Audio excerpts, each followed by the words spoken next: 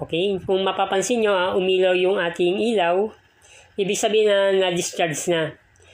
Kung wala kayong ganito, po pwede naman yung soldering iron.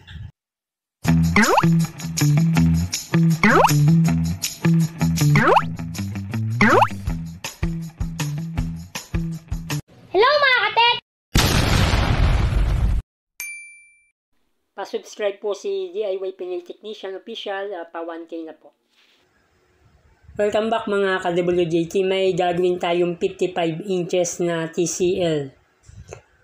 Okay, yung problema, yan i-on natin. Yan, power on. Yan, lumabas yung TCL pero namatay yung display. Pero pagka tinutukan natin ng camera, yan, may bakat siyang TCL. Yung nangyayari, nawawala yung kanyang backlight. Nawawala yung ilaw nung display niya. Ngayon, alamin natin kung ano ang naging problema nito. Yan, naka-tsempo rin tayo ng hindi pa nabubuksan ulit. Naka-sealed pa yung kanyang warranty. Ngayon, ito yung kanyang model. Yan, 55 inches. Okay. Bubuksan lang natin para makita natin kung ano ang naging problema. Okay, ito yung kanyang motherboard. Nandito yung kanyang backlight. Dito tayo pa-focus. Yan, ito yung backlight na wire. Pero minsan, lobong capacitor lang. Tingnan nyo, baka may makita kayong mga lobo. Kailangan natin palitan yun pag may lobo. Pero ito wala eh. Yan, kaya po-focus tayo dito muna sa kanyang backlight. Yung kanyang backlight may dalawang connection. Tapos pagka kakalasin natin to, pipindutin lang natin tapos hatakin. Dapat ma-check natin yung kanyang backlight kung good.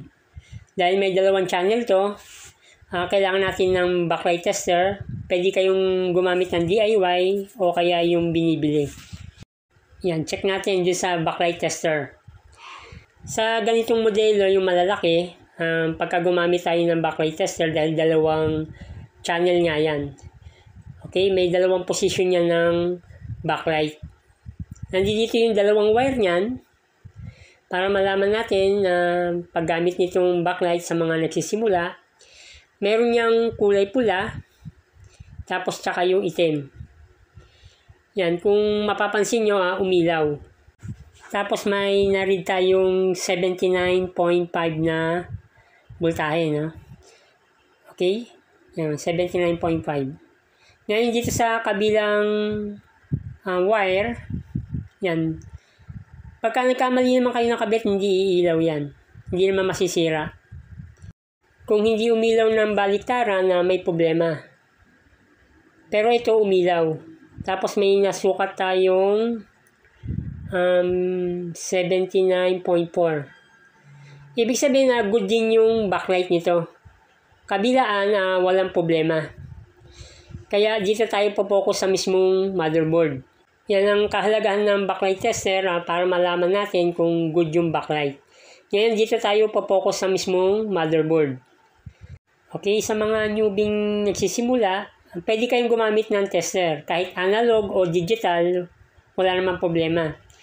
Yan, gamit tayo ng analog. Raise tayo ng times 1 or times 10, ubra naman yan. Okay, tapos itama muna natin yung pointer para malaman natin kung shorted. Ngayon yung mga diode muna ang i-check natin pagka ganitong mga problema. Okay, check natin itong diode na to.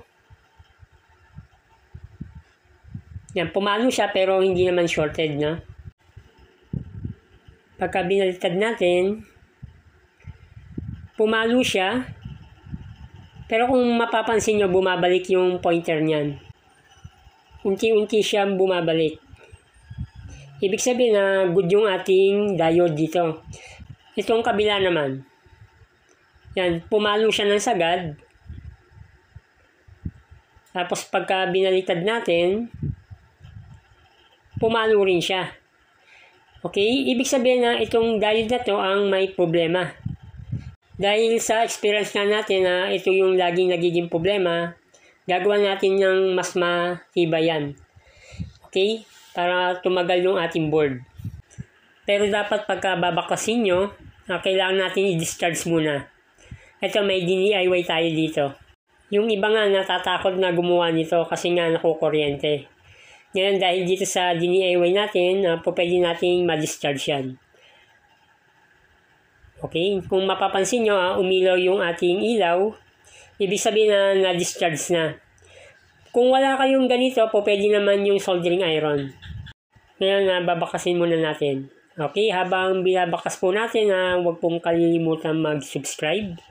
Click nyo na rin po yung ating notification bell button para updated po kayo sa ating video. Okay, baka naman po maligaw kayo dun sa aking second channel na Jojo Tech Tips. Pasayan nyo na rin po para po makatulong po sa aking YouTube channel. Yan, may isa pa palang tornilyo dito. Okay, tapos yung mga connector, kailangan nating tanggalin. Yan.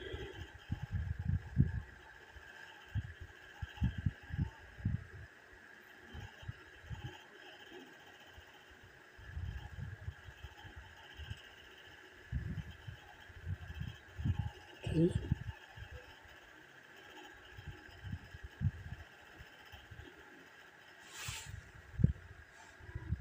Yan. Okay, nakakalas na natin. Ngayon yung diode na to, kakalasin natin. Okay, ito yan. Okay, sa pagtatanggal niyan, kahit na wala kayong pump, pwede naman. Yan, importante sa pagbabaklas nito, kung may 40 watts kayo, dahil ito yung diode, na dapat mainit na mainit yung ating soldering iron. Kung baguhan pala po kayo, huwag nyo pong gagayahin yung ginagawa ko na hahawakan lang ng kamay kasi sobrang init po nung diode na yan. Pagka hinihinang po natin, pwede kayong mapasok. Gamitan nyo po ng long nose. Pero ako kasi medyo nakokontrol ko yung init kaya po hindi ako napasok dyan. Okay, ito po yung papalitan natin. Okay, isa po ito sa kadalasan nagiging problema pagka nawawala ng picture. Pag isasauli po natin, kailangan natin ipump yung pinagtanggalan natin ng diode. Okay, may number naman yung ating diode. Pagka ikakabit natin, may polarity yan. Yung may guhit, yun yung negative. Tapos yung walang guhit, yun yung ating positive.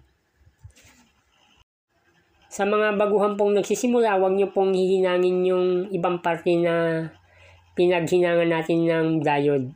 Dapat mismo dun lang sa diode natin ihinang yan. Huwag nyo pong iso-short dun sa ibang parts. Kasi po pwede pong magka-problema. Ngayon kung hindi naman po kayo talaga marunong, pagawaan nyo na lang po talaga sa mga mas nakakaalam. Para hindi rin po talaga matuyuyan yung inyong unit.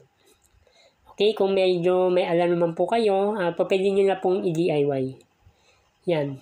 May polarity yan. Ngayon, pagka isa lang yan, pwede na rin gumana. Pero ang ginagawa ko kasi, pagka ganito kalalaki, dinodoble ko. Ginagawa kong dalawa yung ating diode. Kasi pagka ganito pong malalaking unit, umiinit po yung diode na yan eh.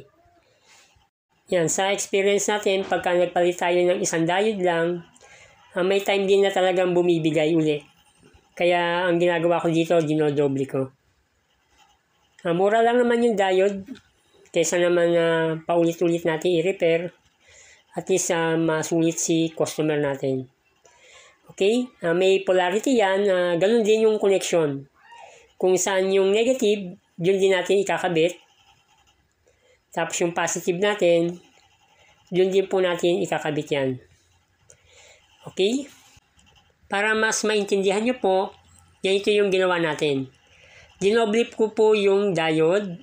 Yan, nakaparallel lang po. Pero dapat po medyo maayos yung pagkakalagay ng diode nyo. Para hindi po makalas kasi umiinit din po yan eh. Okay, dahil doble yung ginawa nating diode, mas tatagal to. Yan, mas okay to pagka dalawa. Sa mga malalaking TV, ganito yung ginagawa natin. Ngayon po pwede na nating isauli. yung mga baguhang nagsisimula, picturean nyo yung unit nyo bago nyo kalasin para may idea kayo kung saan nyo isasauli itong ating motherboard. Meron din kasing iba-ibang connector yan. Pagka hindi nyo kabisado, ang pinaka-importante po yung may picture kayo para maibalik nyo po ng maayos. Yung sa mga master dyan, alam na yan. Kahit na kalas-kalas yan, may sasauli na nila ng maayos yan. Yan, step by step po nang gawin para yung sa mga nagsisimula nga, meron kayong idea kung paano nyo i-repair. Okay? Yan, subukan na natin. Tingnan natin kung gagana.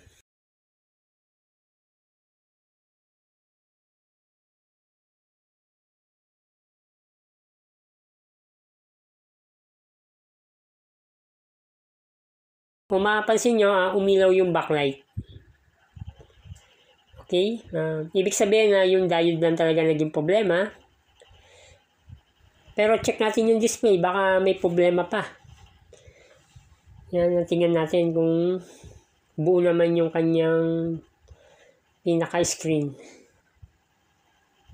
Okay? Yan. Yan, naglo-load pa siya. Yan, may picture na siya. Tapos tingnan natin yung pinaka-screen niya kung buo. Yun. Okay, wala naman problema yung screen natin. Talagang yung diode lang ang naging problema. Yung sa mismong backlight. Yung tutorial po natin ay para lang po sa nagsisimula. Sa mga master pong nakapanood, maraming salamat na rin po sa suporta.